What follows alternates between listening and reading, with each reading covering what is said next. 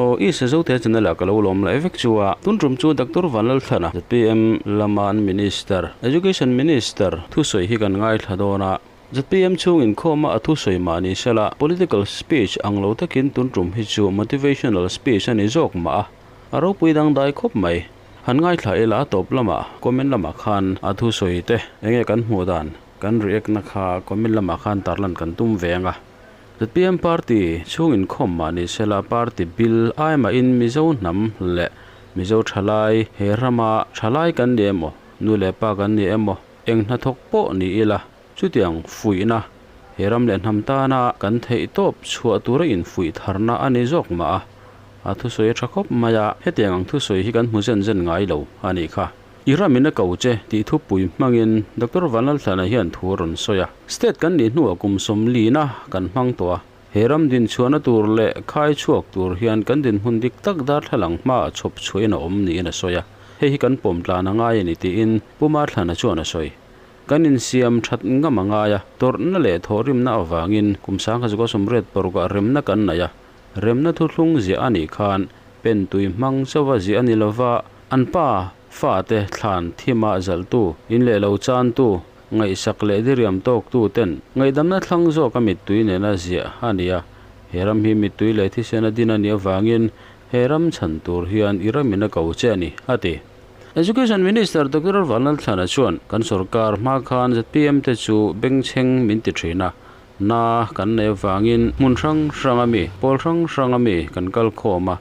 ram kan veya chunga ni awang chon kan au chuaka state kan ni hnuwa kum somlina kan mang to a chuti chung chuan voin hi kan thleng ani kan thlen chin chu alan hiamin central sarkar noya dom kan le khai chu ngai kan la ni reng mai hi apoya india chau ni lo khovel huwa pa langphak khop in phau chuak thei tura mitin hian diril ru kan siam tharangai da thalang ma kan in dik tak alo lang thinang hian kan din hun dik tak in hrachiangin in siam thanga mangu mason kan tu manga ya chumi tan chon heram hian mitin min mamoa heram hian min kaume kani ati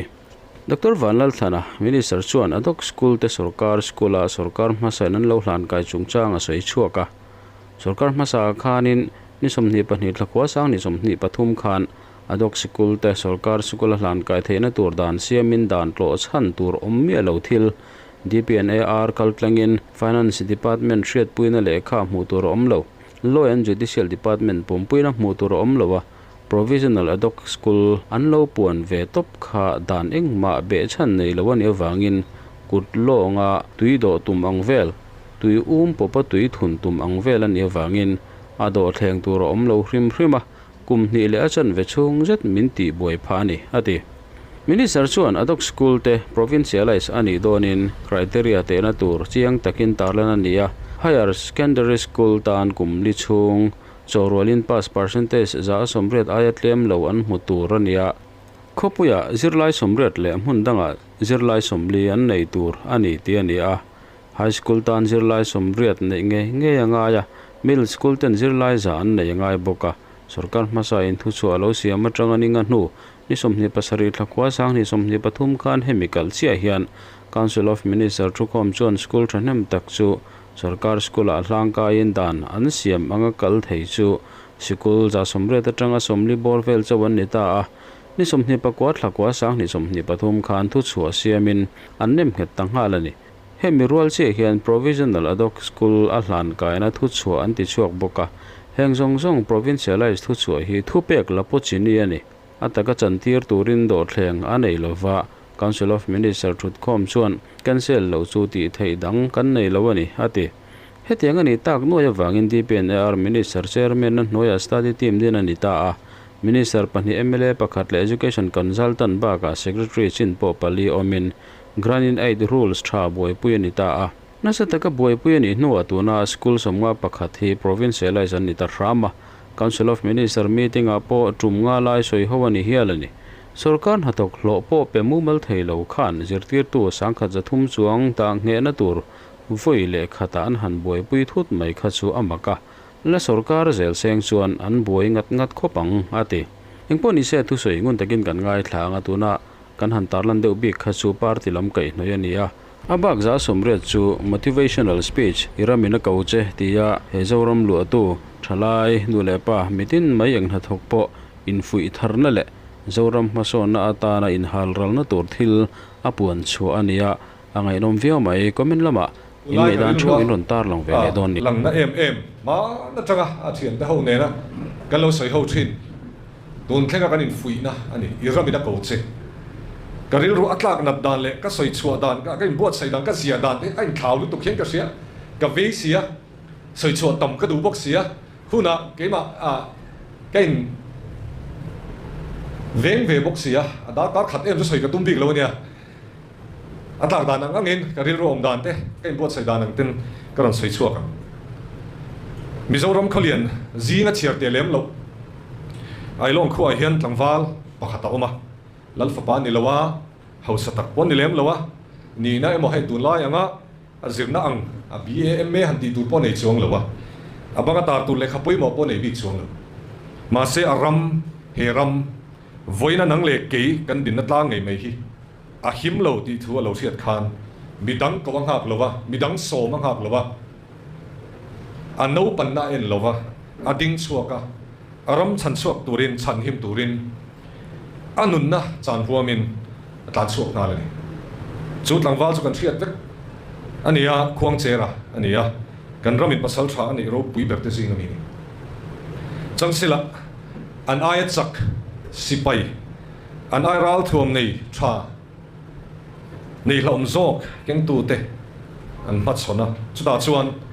tu na lung muang taka kan om mek na le lung hum halin chu pasal tha chuan heram tan hian anu na hlan ani voina hian helai ka ron din chho chan chu in sa thiam main ka ring in lam thleng in nakin thlenga kan hon theinan iramina ko che ti voina hian na taka ngun taka ron sei ka tumani khuang che rakhan aramin a ko na o sia anun nai na chang ani kumza le somthum paruk aliam nu hian churam bok chuan ko na siam le meka nang maron ko che ni tingai chan don iramina ko le che ni ti voina hian ise thar leng u feile siam sei ti ve le ka hun to lo lek tur pom to chuang lo chumi tur po chuan a ko lo chu indona kal turin a ko chuang lo chu tu na ko ini chan chu heram e cheme tu thil tam tak e ru na te kan khotla nga diklo taka thil ti na te thil en liam mai mai na te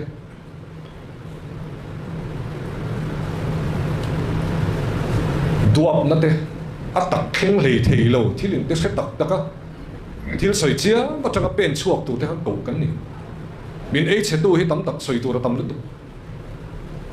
kan khotlang nun thleng hian aniam o ti te mi mala ngai dan soi zut zut thian zo soi zut zut a ho ngai dan dang ni le te ten min HM ti te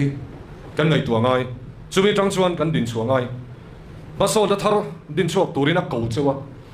sheom poisa lo le har san na po to ngam turin ko in nei mi te nan nui zathial khopa suang tuana ro pui nei tur te an nui to mak khenga tai mata ka chu thil chu ataka thlen tir tur tein a ko chu ni ril ruwa cheng reng ti chak em theilo ni in riat tlak kha ruwa tanga pen chuak tur khan ko ini a him ching na tang chawa du soi thin kha bidang te ni chung chang an soi theilo na hmuna tanga lo pen chuak tu le soi chiat po lau lova iram ta na pen chuak tu ra ko ini a him chin na tang soi olalom ataka pen chuak tu ra ko ini ti hi soi en tiga nge contract na ka tho ve adang en tiga nge ka mu leang ta kan party sarkar ve huna en na nge ka tho ve theyang ti te mo ka fa te hian en tin nge nan mu ve theyang chu mi minister chu en tiga nge zia sakanga awan nei theyang ti ring mut angai to na senga in om nam huna tang khan ram ve turin pen chuak turin a ko cheu ni ti hi ka soi tol du ni imma ngai na masa kum tam takilo wa vai pui to helai huna mi hi kan ni ve kang hei upa pui kan ni ramin ve ti sia ngun takin in lo ngai to thin so kan to thin te po kan neng lo nei tu te kan nenga sum dong e zong chi sang sanga mala tu kan ni re taka ilo ve to thin heram hian ma son sela het hian ti sela iti na thin lunga kha I mangai masa kha mangai le turin tuna hian ko ini ram kan veina le kan ti tur ko kan ina chen achin te kan theina poinang lo mai thei le khabu ziak tur ko ini chon ram veina ne kan ziak mai sum dong tur ko ini chon sum don na kha ram veina ne khan ti mai ro pen chuak ro huai sen ro soi chuak ngai om ne chon soi chuak mai ro article khai ziak cha ne chon ziak ro chumi tur chon tun hun ko ini ti hi ka soi du ni ramin rel bol hen dang lam na siam thei tur in ngai ni chon politics salut mai ro helai munal om te chu politician vek kan ni kan hun sen mang tu ti lo chu ka thom lo ngai khatu helai social media chuak lenga alo ngai khatu te kha ram vei tur ko ni in sia te chon pen chuak mai ro tu nai na sale zuala heram lo lo zel tu te tan ram chen fa ko siam turin I om huna tra ding chuak tura pen chuak tura ko ini ti hi ke hian tling lo tak chungin karon puang chuak kani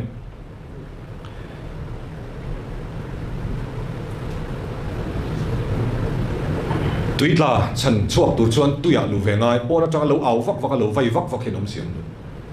tuya chuan zuang lu mai ro ti hian a chiang ati chiang in ke pora tang lo vai vak vak in ti se tak tak ataka lu ngam lo lam taka tang ron chai de ho kha in chan chuak tak tak du ni chuan ron pen lu tro midik mi tha angai na sia kan mamo politics sa ZPM party kher ka ti lo politics sa ka ti politics sa hian ram siam than ni zuang lu tangu ki huai sen nga mangu soi sel dei lau lu tuk lawangu kan diga kan tha ni chan soi sel ani pon kan kal mop mop zelanga thudik choran ding chok zelang sarkar na kan chanta nu hian heram e chetu ina siam thin tu kha I do chun zom don nge midang te kuta ida don na kan nei chon kan au chuak thin ZPM-te kha kan bengchheng an tin lo ni bur chekhon riam an ni te min ti kan bengchheng ania na kan nei tlat si na ne au chuak kan nia kan na ta wangin kan kal khoma bol sang sang om mun khada kan in thui khoma kan ron ding chuak ta ni lo ni chu na chu midang kuta ida lo wang u chief minister te MLA te hian an thok seng lo kan in thiar film palange ti hi ka so na ka ngen na thiar film lawang uti ka ngen na chu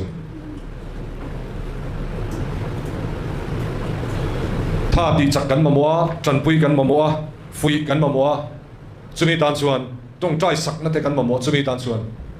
ma min la pui ro utin kan in nge na ni adi lo chuan he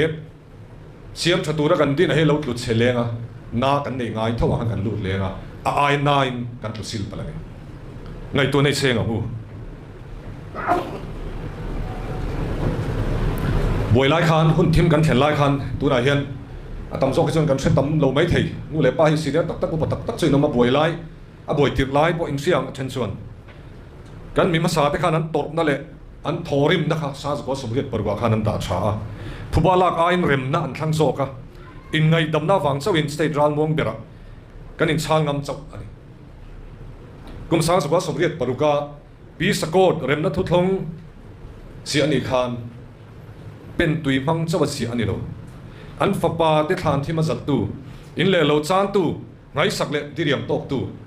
ma se ngai dam na thang jok tu te mit tui ne na si na chu wangin heram hi mit tui le thisena tin ani kan ti hian ka soi sol loving ka sia ani na dik tak karon soi ni ipu thisen kha heram leilu a hen alo far to thin ipi than tui kha hen huana te lowa te alo far to thina inu le pa te in pek na wangin le thorim na awangin tu na thom na moi tak kha in bel thei chawani tu na ka zona chu heram in nge pek ang che ti hi ni to lo heram the de nge pek le ve don kan pi le pu te na lo sual su rei takal lo en kol to lo in han chon to ta ni nge kan pek ve don tu na he thil pa khati ti tengu bulami ten he na han iram ina ko chei ti teng le itilok ten kan bulami he na han in han enila thei thei khan iram ina ko che alo mo me ka tilu to kem chu ka shelo ka ve nia iram ina ko che kan phun na kha helai mun a top mai lo sila ikeng tlang ze lang u ka thu soi hi ka soyang khan thil chang ka da kan pot toile me anga a phun khat hi kan da thari nga adot le ka kal don ani iram mina ko se ti thoa dar thalang ka ron khai don ani tu na hian dar thalang chon min phak der ve lo thu tik ka soi mai ni kan mel chiat le a ron lang mel chia kan pot deu le lang po kan din hun dik tak a ron tilang ani kan ram hun chan ve ai tami mau ina khuwa kan ve lama kan ding lama kan nung lama ni sela a chou che mai ni chu te chung chuan zan ria kan nei khama hen enge kan soi thin ka cho kan nei khom na phe chuan an lo chop he thin an lo ni khopui le mun tam taka chuan kilometer sang tam taka hla an siam hakherna kan dir thin mole enga tinge state head chen na kuma somli na kan lom don head chen kan ni to kan hakherna tak nge po kan siam theilo ngai to nai seng tem chu dar thalanga chuan nen teu kan pui lo ania tuk ver pon lo ka han mau kha lo ma ha kan an kher khuma tlan che thei chu ni sela chu zakin atlan che toin garing kan nei tam em kan bulat chau tam em atanga an siam ha kan leilet le ni zana chang kan thuin ha kherna mai top lo india ram puma so thing chober ber te sing mi kan thara ginger capital kan inti ni tu na chu kan phur chuak zau cho poisan tonga doran kala vai siam ginger garlic paste kan le state kum somli kan ni to kan so thinga tha kan tia company pakhat chon an siam ve an ni ba so siam po kan company som thum ro le siam to tur kan ni chu dar thalanga chu ni nan ne nang u enga tinge eng wangin nge midang siam kher turin enga tinge kan da midang ina a hlut na ti pun kher turin nga tinge kan da ngai to na kan seng phaloem ni kan seng phareng enga tinge ziti tu kan ya management lamte kan ngai to thina somia chuan commerce te kan zirti ra kan boy pui bera chu pain ani PAIN kan soi ti lap lo thin zin lai te enge kan nat na he kan nat na tinge kan tuam damang ti company po na an nei thina sum do na han na thina tinge tuam damang ti kha zirlai exercise kan ti pui thin tu na hian enge kan na eng har san na kan nei lem na kan ti corruption kan ti ani ngai mai amaro chun na dang kan nei kan ngai to te langai kan in to del lo lut tuk hi he na atanga kan in khai chu kan in ti dam hi angai tak zitani state as of piang thar tam na bera HIV AIDS adang zau ber loi si te hi he dar thlang hen yen le tang ku wasing le thir tam tak po soi tu ro mang kan thar cho khula ma the tha tu ro lo ti dang lam seta kan le le ai to takin soi tu ra tam lu tuk enga tinge dar thalang a in ena singa a minister ang po kan nat na thina on ta kema mo phun na po la telin chungin karon soi don ani kan ram hi india ram pum puya hian lekha thiam tam na ber literate full literacy te kanin chala khulamin tiruan rom ti miau sia za som ko pangai lekha zia le chiran thiam to jon full literacy pon thein nen tia ai puang ba saber te kan ni kan pi le pu te kan zia le chiar theina horop a horop po nei lowin sa phoi min pek chop mangin kan in zira tuna chuan india ram a ber te zinga kan om ta ani he khovel te na tang chon thil mak po ni mai thein kan kai chho zot me ni chu te chung chuan zirna te na india ram pum puya zirlai te na performance grading index a chuan a niam ber to tu kan nom chu kan dar thalanga kan in en turani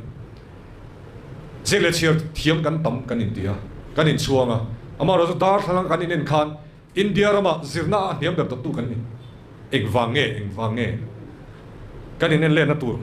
avatam em le khathiam na phum si zirna sang nei tho cho nei tam si lo kan ni ti in en let ngamang doctor in natna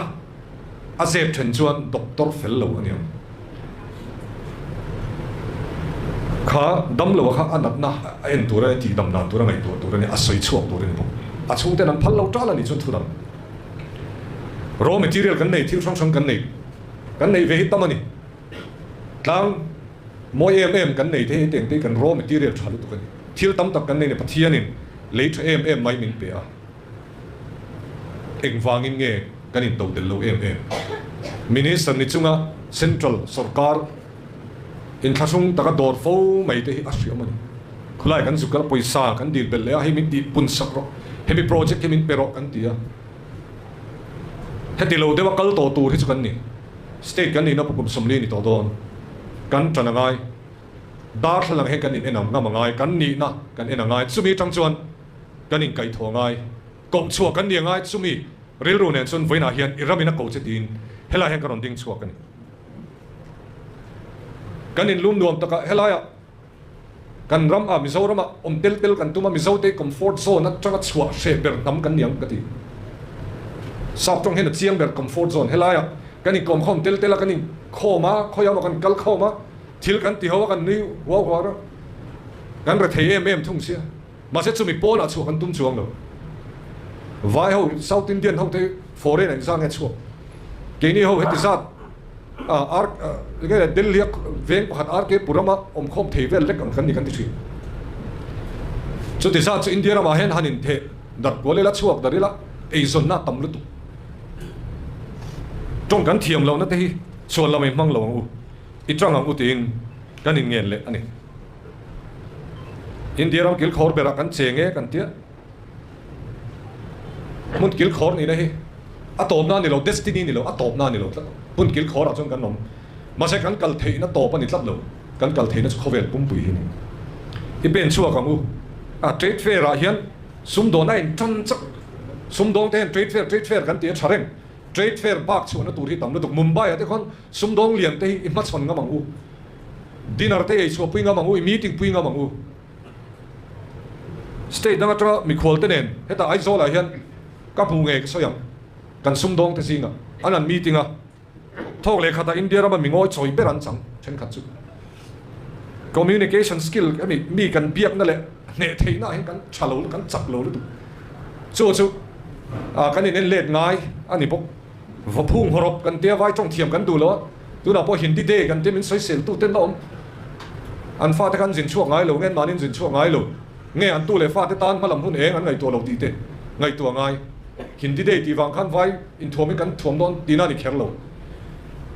ke ni aya tam em kan let sang chuanga sing chuanga tam hi kan ma chon me ka chubi tan cho kan in buat sai ngai ni vai ho ne kan chu khoma angoi choi beran changa an nui suk suka okay antia ana in rem ta chenga dulo tewin lung nur tewin an hole chunga chung chu kei poina takka kalo mu pui to ni kan za zum na te amana to ni o za zum na te to lu tu khovel hen product chaber angai sang ber kher lo a lei kher chuang lo a soi fe thiam fak thiam le a lei tu te ngai dan nung chang se thiam te hi a zui zela ati house thina ni chumi tur chuan kan in buat sai ngai mizo te kan in zir pe ngai hey in fiam tunai world cup kan ena in fiam ten kian soi zoi ang hian kan lei hi kan ke ni ti ka ti thi mizo te tan hian kan lei soi zoi hi apoi mo lu tu ka trong kan thiam ngai soi kan thiam ngai kan trong muang chek chu lu tu ka chang phei chon hela vai ho nen ti ho na en lo na cho min trong khal zum zum ma khang tu po kan in zir ngai debating club ai chalai kan mani phei chuan debating club ate i tel tengu te ka ti thin in hial tamang u mizo phei chu social media kan in hial zut ta asasia chuan kan ngoi le tuk thin political platform a ka tel venual to ma ta tangin engemaw thil soi ho na a panel ang chi ate engemaw ka tela politician ron kal ho hi anan thua thil kan an soi ho a data te engemaw zo na te sap trong a soya ngai na chon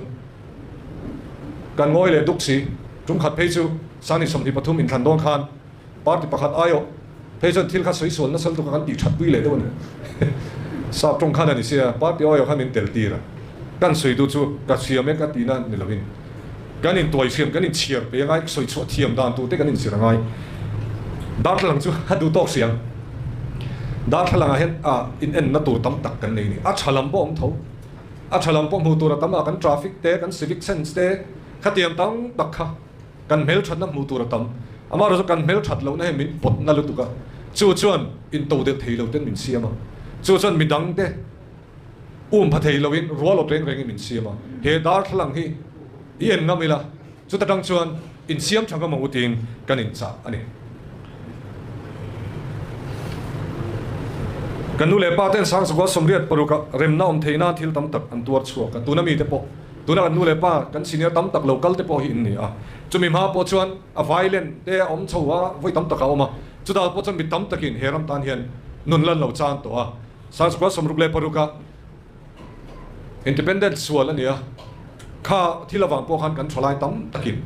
heram tan hian nun na an chan ani chumi nuwa chuan remna kanan nei ta a ramral muang ram panhi kar che mun poimo strategic taka kan ni le that em naram le khathiam tam naram chu ram chu in dom kang thei tu ra ngai enga tinge kan in dom kang thei lo enge kan har sak na tuna hen ZPM chuan sokka na kan chang ta hen holding kan tia kun na thop tu te tan hei hi ne kan har sak na chu tin until thar chu atam taka chuan ani lo so thing te ayang te marcha te mun phia te kan an leita kan ti chho me keni po hian kan ti dik veke chu ka ti chuang lo ti thattur in zirtur kan langa tu kan ti zel don heta hian kan hoi sen ro ngai ai kal ti top te kha hoi sen ngai dok mai nia ei pu dole pu sa paten sikula chon minan se thiam te ula tin fiam thu ti tak dewin kan soi chu e a theilo sazu hi khoya nge a mei hi bultan ti la a bulata ka tananga bultain tan ro ziti tu ma hi se thiam tu ran elon te ho tu pani an hoi se na wanga ai kal ti top kan ni a tor ber tu chu kan ning ria amaro chu hoi sen na ne tu nen ZPM aron ding chuaka ei ru na chung changa po kan chief minister he min fui na sani minister ho dei in ming chiat vek chuan soi tu rin om chuan in din hun na tor don min tia a minister te han kut kan beng dar si kan in fui ton tri chief minister hoi sen in min kai suaya chief minister a minister te enton theitura pen nga min kai suaya minister te theito kan suwa point ka sia kan MLA te po hian theito kan suin ka sia party lam po hian theito pan on suwa chitem chuan kan kal ho me kan heram kan nu le pa te na kan pi le pu te na min lo pe ka hi min lo nu chia hi ani na tur dik taka soi kheng tur hian pathian chang na ring chunga kan ti angai kan thalai te kan nu le pa te iramina ko cheu ni huai sen ro pen chok ro tin kan in ko ni toy te ram dang kan zil le lok teng ram dang zin lok ang toy te South Korea isinam South Korea hi indo pui pan hi na zo khan an tu chena sal tu kan ni chumi zo chon ana in chen sanga ala in do zui North Korea le South Korea in do an CMM mai ni chumi atang chuan aron ding chuak le theya chuan khat ani generation anti chuan khat chok mangin aron in khai chuak le the ni South Korean tu sop tak tak khachu mithiam te khan reilo te kum som chung in heram hi tu sopanga ani nen kol theilo wanga ram dangin anen kol ngai don an boi pi ngai don ani tin an lo zia ka ni amaro chu chu thil chu to ta chantir ania do ta chantir chu chu an thalai te le an ram soi tu ten ni an thalai te khan ina karen an nei lo wang khan an in dom kun lowa pona zana street light noya le khan zira engineer an on ni chawa mithiam I doctor te ram soi thei tu ram en kol thei tu mithiam an ren ti chawa an ram soi tu ten thalai ho ka o hi boi pi ru len te company ten din tira ti thei lo tu ra ngai infrastructure lian te an khoi tir popat kan ring cheu ne tia ram soi tu in thalai an rin na avangin South Korea chu tu na chuan long siam tu te electronics bung ro tam tak kan nei siam tu te an lo ni ta tu na phesot ke pok thengin minon zot to ne ador le Estonia ikal de song song Estonia isin le Estonia hi aming chu kan fiang ma se chanchin kan shibak lo mi the Europe a hian parliament hian om ve a Soviet a ke chiat khan sakas ko sum ko le pakhada khan anin dang ve a an rabare thei khop ma karon soi chana chu Mizoram nen hian kan population ai nang vel ani noi som pathum vel a population nei ven ni mishing oman ni aka an ramero chu ke ni ai na le ai tam set in a lian thu ai kal ko na ti vel ko boi phui a boi thak zo man ni a chu amaro chu thalai ten ring ama kum sa ko som ko pakhadan in dang chana ko nia prime minister nia an prime minister kum za chu kum sop thum pan ni thalai kuda khan ram malam hunan an da chi mai chu Europa digitization kalpui na saperan nia Paul sariatang coding anin zirtir tran ani are to le ha Paul sariatang programming computer khoi thiam turin anin zirtir tran chu chu nge ra chu Skype kan ti kha kan train garing kha te ka Estonia tanga ron chuak ania tuna hian Europe hian per capita unicorn an te unicorn chu hade company ron thang duang $billion nei thei khatiang again yang thang duang em mai kha unicorn san te aram anga a mihring oma tanga te a nei tam beram ni chumi tin thei tu chu thalai te le aram mi pui te thalai te ringam tu aram mi pui te ni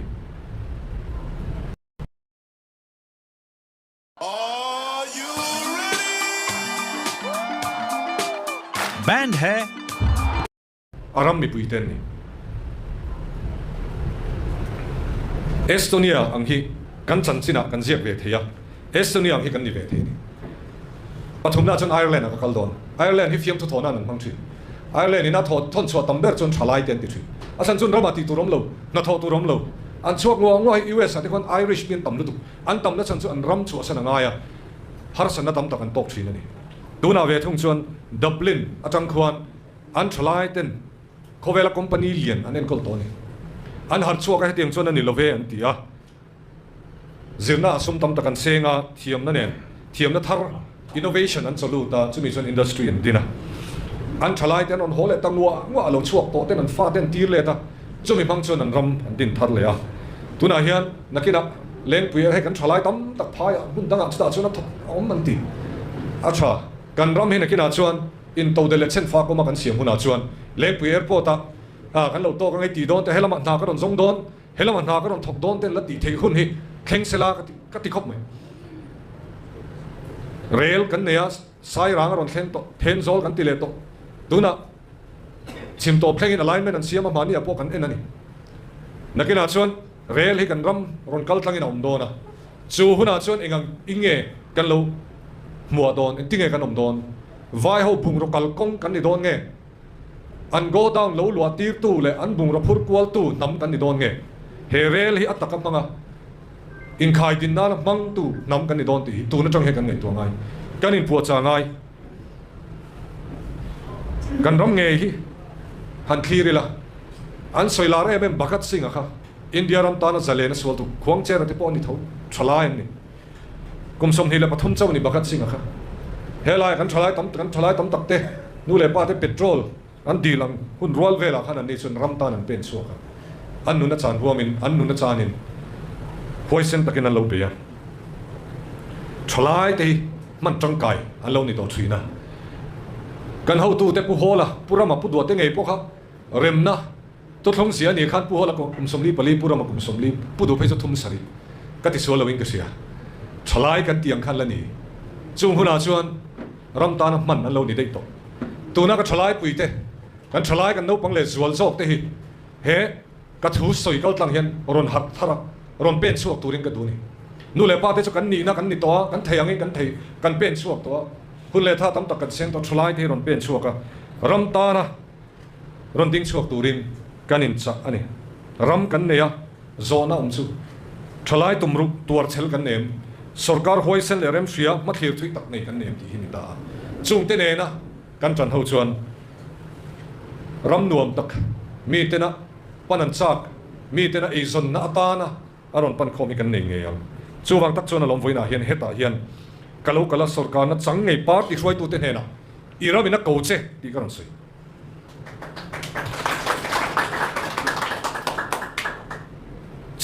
change danglam na ram ro rel na pathian ram tun din kan ti a keima ni le achung te anghong don lo phot chuan danglam nei chu kan du kan chung te anghong don chuan danglam nei kan du lo ni te minister do kana tang kam chiang lu keima ni effect don phot chan puma tan hei chu ti lo sam te ti ka tong chek change kan du ne chuan atluan tling ni duang u dik na kan du ne chuan atluan tling ni duang u poison tur min du ne chuan poison tlang turin min be sei ro nalak chung changa te hian soi chin ron nei ro contract chung changa po hian soi dan chin ron nei ro ka ti tol du kan ram siam chang kan te kan ding chua kan tang ho ni lom ni I hoisen tlang u hoisen turin kan chief minister te kan MLA te kan minister te hi I ti chak tlang u kan chief minister te akhang wai tha ki ka ti ngai ka pu he ti sam thing lom ni ti sam thing lom ni kan dilu hai lutuk hoisen tur chon ril film te ane angai ngày tua na ase na ngai kan chim lu tu ke mo te ka ti thi i pen chuak ang u tu na kan din huna chang hian ing khai chuak le ten u dang lam na tam tak kan siam to kan foi sen na po kan tilang to ni i tilang tlang ze lang u i chang tlang te ong u ti kha ka ron sei le tu a kum sang ni som hi pathum khan ka du to ngai do ne kum sang ni som hi pathum khan pa te no pang ber kham i pui te be sei na tinung tu ra ko kan ni a contract amo sum emo ni na in chu tu ra ko kan ni lo ro rel na pathian ram tun din tum kan ni khamole kan ram e che tu hi enge nia in tinge kan ti bowang ti te hin na sale zualin i chai ho te ngu minister kan fellow ne choni chu chal me ngu MLA ten fellow ne chu social me ro ron how ro chumi tu ra ko khom kan ni chumi tu choni ram ina ko che samuel ka pui thiam alien noya om khan pathian ina ko khan samuel han voi thum a se sualan a voi hi na khan pathian kha alo chang le thei chau ni khata ka lu du chu pathian hian min ko hian thum dut emo engamo nat te emo hian min ko kher lo samuel kha atong siat than ina ko tlat voi thum a hai ni atong siat than mi ring o ba ngai ko lo se la chu a hai lawang voi khat na han pathian khan thum dawin khok rumin ron bia se la chu pui thiam eliam mo hati lawang pathian hian min ko hian tirem rum kheramo na ne na mo kherin min ko lo mi hring pui te bang hian kan thom siat kan la siat te mo kan thu chiar bang te min ko thina ni ke hi nang ma ni ko chok tu chen ka tlak tlai lem lo ka finger lo trong kam thiam a phei chu ka in thla phung thi ama ro tu na hian ka ron din chu pi ro chu i ram ina ko cheu ti hin pathian o po ka ti kher chuang lo ama ro chu ka chang ema ka ve ema ka ron au chu pui ve ni chu pathian noi lo ngai ni chu lo ngai ro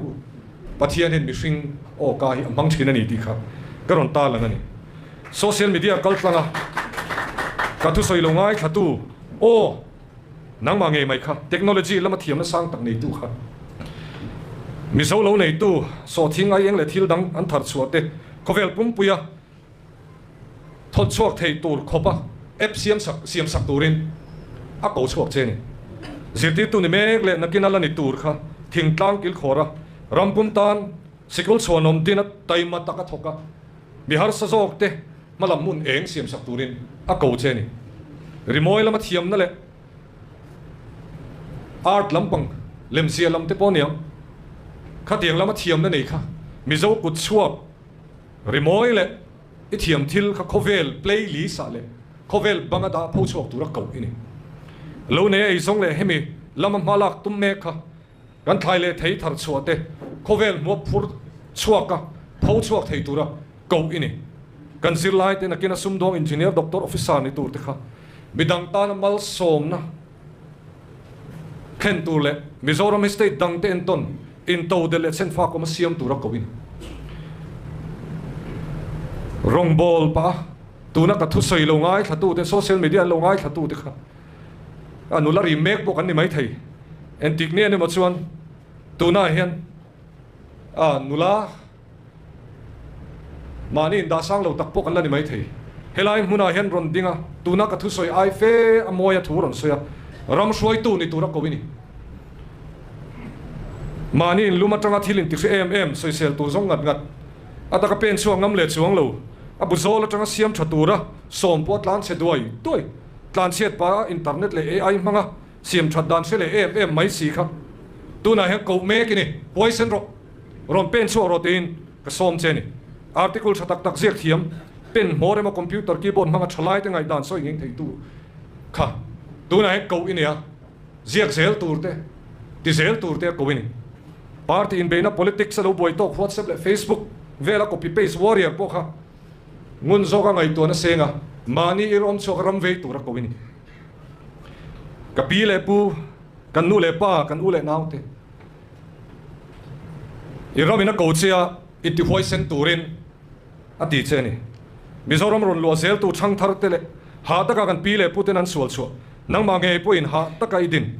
in le lo le ithil nei te la ro chan tu tur te khovel ma so nei aron la lut sit na sat le sual tu chang thar te khan anot ko che ni